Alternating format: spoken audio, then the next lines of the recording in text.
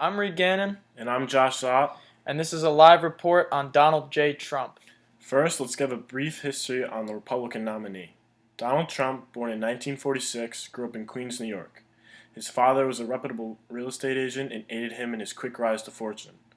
Trump is known for his offensive, aggressive, and unapologetic character and has stirred the pot in the realms of politics, television, and business. There are very few people in this world who are able to attract as much attention as Donald J. Trump.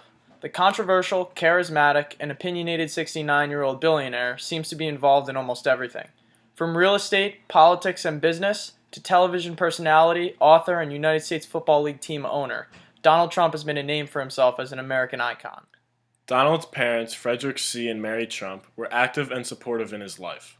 Frederick Trump actually gave Donald a loan of $1 million as well as the Trump Organization to jumpstart his career in real estate. Trump formally announced his candidacy for the 2016 election on June 16, 2015.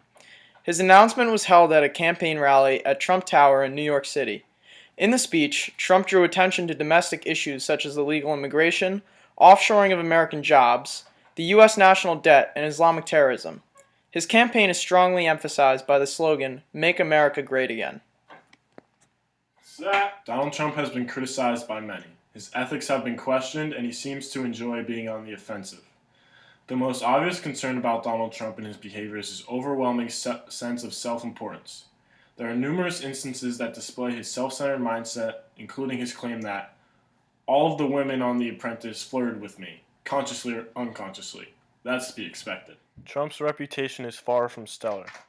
He's attacked United States Senator John McCain for being held as a prisoner of war. He has devised offensive nicknames for his competitors in politics. He has also publicly humiliated talk show host Rosie O'Donnell, claiming he would fire her fat, ugly face.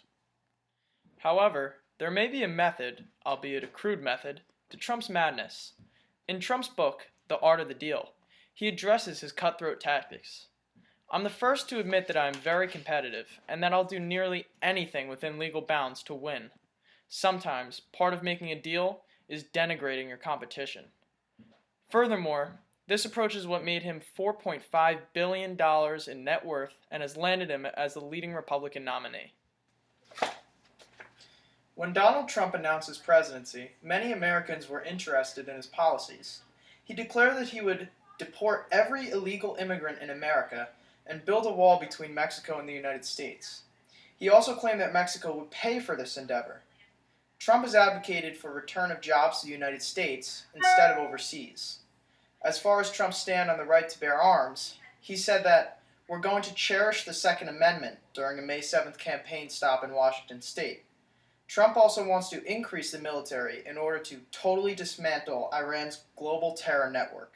Many people have resonated with what Trump has been saying, so much so that he has won the Republican nomination to become the next president of the United States. Against all odds, the eccentric billionaire beat out 18 other candidates, many of whom had a great amount of political experience. This is quite a feat for someone who was considered a joke when he began his campaign. On the other side of the debate, Hillary Clinton and Bernie Sanders have been fighting for the Democratic nomination like Muhammad Ali versus George Foreman heavyweight title. However, Hillary Clinton has not had the honesty and integrity of the late great Ali.